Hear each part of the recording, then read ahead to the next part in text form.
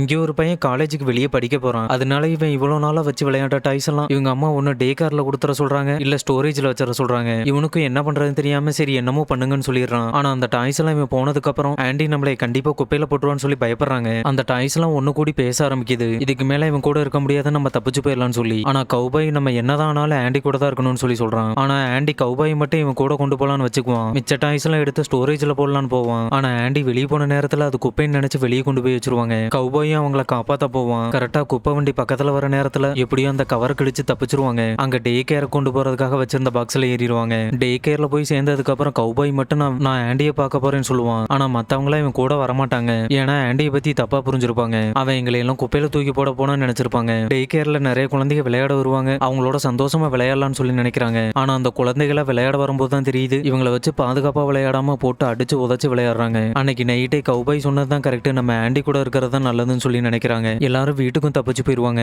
அங்க உள்ள பாக்ஸ்ல போய் உட்காந்துருவாங்க. கௌபாயும் அவங்களோடய போயிருவான். ஆண்டி தான் கிட்ட இருக்க டாய்ஸ் எல்லாம் எடுத்துட்டு போய் தன்ன மாதிரியே பாத்துக்கிற ஒரு குழந்தைகிட்ட கொடுத்துருவான். அந்த குழந்தைகிட்ட எனக்கு ஒரு ப்ராமிஸ் மட்டும் பண்ணி கூட இந்த பொம்மைகள்லாம் நல்லபடியா பாத்துக்குன்னு சொல்லி கேட்கறான். அப்பதான் அந்த டாய்ஸுக்கெல்லாம் புரியுது ஆண்டி எவ்வளவு நல்லவன்னு சொல்லி.